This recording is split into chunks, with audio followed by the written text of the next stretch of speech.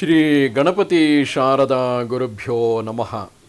ಶ್ರೋತೃಗಳಿಗೆ ಶ್ರೀ ವಸಿಷ್ಠ ಮಹರ್ಷಿ ವಿರಚಿತ ಹಾಗೂ ಶ್ರೀ ವಾಲ್ಮೀಕಿ ಮಹರ್ಷಿ ಪ್ರೋಕ್ತ ದೇವುಡು ಅವರಿಂದ ಕನ್ನಡಿಸಲ್ಪಟ್ಟಿರುವ ಯೋಗ ವಾಸಿಷ್ಠದ ಉತ್ಪತ್ತಿ ಪ್ರಕರಣದಲ್ಲಿ ರಣವರ್ಣನ ಎಂಬ 35ನೆಯ ಸರ್ಗಕ್ಕೆ ಸ್ವಾಗತ.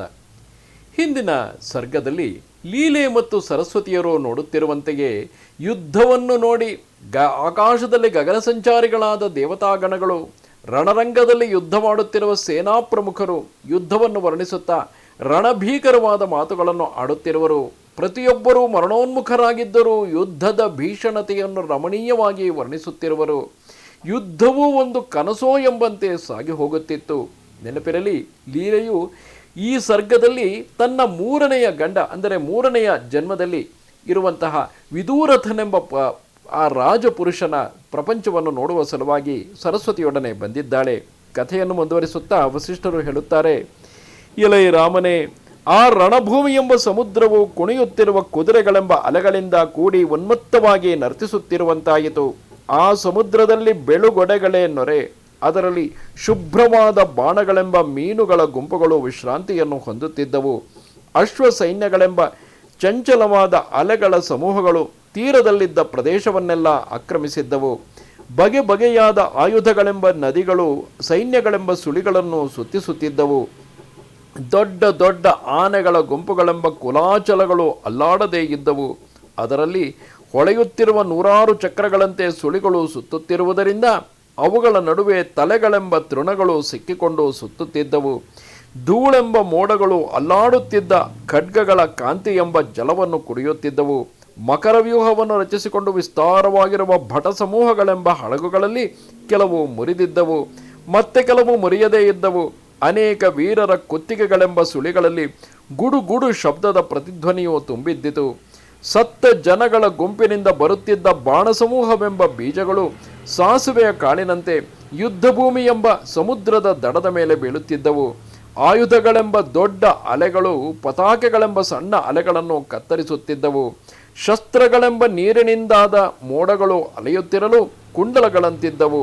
ಸೈನ್ಯಗಳೆಂಬ ತಿಮಿಂಗಿಲಗಳು ಸಂಭ್ರಮದಿಂದ ವಿಶೇಷವಾಗಿ ಸಂಚರಿಸುತ್ತಿದ್ದವು. ಕವಚವನ್ನು ಹಾಕಿಕೊಂಡು ಓಡಾಡುತ್ತಿರುವ ಸೇನೆಯೆಂಬ ನೀರಿನಲ್ಲಿ ಆ ಸಮುದ್ರವು ಭಯಂಕರವಾಗಿತ್ತು. ಮುಂಡಗಳೆಂಬ ಸುಳಿಗಳಲ್ಲಿ ಸೈನ್ಯ ಮೊದಲಾದ ಆಭರಣಗಳು ಮುಳುಗಿ ಹೋಗುತ್ತಿದ್ದವು. ಬಾಣಗಳೆಂಬ ಹನಿಗಳು ದಿಕ್ಕುಗಳೆಲ್ಲ ಕತ್ತಲು ಕವಿಯುವಂತೆ ಮಾಡುತ್ತಿದ್ದವು. ಘುಮ ಘುಮ ಧ್ವನಿಯೊಂದೇ ಮಿಕ್ಕ ಎಲ್ಲ ಧ್ವನಿಗಳನ್ನು ನಿಶೇಷ ಮಾಡಿದ್ದಿತು. ತಲೆ ಬುರುಡೆಗಳ ಚೂರುಗಳೆಂಬ ನೀರಿನ ಹನಿಗಳು ಬೀಳುತ್ತಾ ಏಳುತ್ತಾ ಇದ್ದವು. ಚಕ್ರವ್ಯೂಹಗಳೆಂಬ ಸುಳಿಗಳಲ್ಲಿ ಭಟರೆಂಬ ಕಡ್ಡಿಗಳು ಸಿಕ್ಕಿಕೊಂಡು ಸುತ್ತಾಡುತ್ತಿದ್ದವು. ಕಷ್ಟದಿಂದ ಠಂಕಾರ ಧ್ವನಿ ಮಾಡುತ್ತಿರುವ ಬಿಲ್ಲೆಂಬ ಹಾವಿನ ಹಗ್ಗ ದೇಹಗಳನ್ನು ಕತ್ತರಿಸುವುದರಲ್ಲಿ ಬಹುಸಮರ್ಥರಾದ ವೀರ ಸೈನಿಕರೆಂಬ ಅಲೆಗಳು ಶಂಕೆಯಿಲ್ಲದೆ ಪಾತಾಳದಿಂದ ಹುಟ್ಟುವಂತೆ ಕಾಣುತ್ತಿದ್ದವು.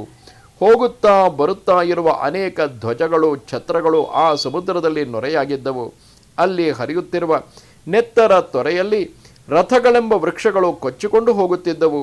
ದೊಡ್ಡ ರಕ್ತ ಬುದ್ಭುದಗಳು ಆನೆಗಳಂತೆ ಸ್ಥೂಲವಾಗಿ ಹುಟ್ಟುತ್ತಿದ್ದವು. ಸೈನ್ಯವೆಂಬ ಪ್ರವಾಹದಲ್ಲಿ ಆನೆ ಕುದುರೆಗಳೆಂಬ ಜಲಚರಗಳು ಓಡಾಡುತ್ತಿದ್ದವು. ಆ ಯುದ್ಧವು ಆಕಾಶನಗರಿಯಂತೆ ಜನರಿಗೆ ಆಶ್ಚರ್ಯವನ್ನು ಉಂಟು ಮಾಡುತ್ತಿತ್ತು. ಪ್ರಳಯ ಕಾಲದಲ್ಲಿ ಭೂಮಿಯು ನಡುಗುವಾಗ ಅಲ್ಲಾಡುವ ಪರ್ವತಗಳಂತೆ ಅಲ್ಲಾಡುತ್ತಿತ್ತು. ಅಲ್ಲಿ ಕುದುರೆಗಳೆಂಬ ಹಕ್ಕಿಗಳು ಹಾರಾಡುತ್ತಿದ್ದವು. ಆನೆಗಳೆಂಬ ದಡಗಳು ಕುಸಿದು ಬೀಳುತ್ತಿದ್ದವು. ಸಹಜವಾಗಿ ಹೆದರಿಕೆಯುಳ್ಳ ಜಿಂಕೆಗಳಂತೆ ಸೇನೆಗಳು ಹೆದರಿ ಕೂಗುತ್ತಿರುವುದರಿಂದ ಘುರ ಘುರ ಧ್ವನಿಯು ತಾನೇ ತಾನಾಗಿತ್ತು. ಬಿಲ್ಲಿನಿಂದ ಹೊರಡುವ ಬಾಣ ಸಮೂಹಗಳಿಂದ ಭಂಗ ಹೊಂದಿ ಬೀಳುತ್ತಿರುವ ಯೋಧರನೇಕರು ಮಿಡತೆಗಳಾಗಿದ್ದರು. ಸಂಚರಿಸುತ್ತಿರುವ ಕುದುರೆಗಳೇ ಶರಭಮೃಗಗಳಾಗಿದ್ದವು. ಶರ ಸಮೂಹಗಳೇ ವನಭೂಮಿಯಾಗಿತ್ತು. ಅಲ್ಲಿ ದುಂಬಿಗಳ ಧ್ವನಿಯು ಸಂಚರಿಸುತ್ತಿತ್ತು. ಧ್ವನಿ ಮಾಡುತ್ತಿರುವ ತೂರ್ಯ ವಾದ್ಯಗಳು ದೊಡ್ಡ ಗುಹೆಗಳಾಗಿದ್ದವು. ಸೈನ್ಯಗಳೇ ಮೋಡಗಳಾಗಿದ್ದವು. ಭಟರೆಂಬ ಸಿಂಹಗಳು ಹೊರಳಾಡುತ್ತಿದ್ದವು. ಧೂಳೆಂಬ ಮೋಡಗಳು ಮೇಲಕ್ಕೆ ಹಾರುತ್ತಿದ್ದವು. ಸೇನೆಗಳೆಂಬ ತಪ್ಪಲುಗಳು ಜಾರಿ ಬೀಳುತ್ತಿದ್ದವು. ದೊಡ್ಡ ರಥಗಳ ಅಂಗಗಳು ಬೀಳುತ್ತಿದ್ದವು. ಖಡ್ಗಗಳೆಂಬ ಖಡ್ಗ ಮೃಗಗಳ ಸಮೂಹಗಳು ಕೆಳಗೆ ಬೀಳುತ್ತಿದ್ದವು. ಸೈನಿಕರು ಕತ್ತರಿಸಲು ಮೇಲಕ್ಕೆ ಹಾರುತ್ತಿರುವ ಕಾಲುಗಳು ಆ ರಣಭೂಮಿ ಎಂಬ ಪರ್ವತದಲ್ಲಿ ಹೂಗೊಂಚಲುಗಳಾಗಿದ್ದವು. ಧ್ವಜಗಳು ಛತ್ರಗಳು ಮೋಡಗಳಾಗಿದ್ದವು.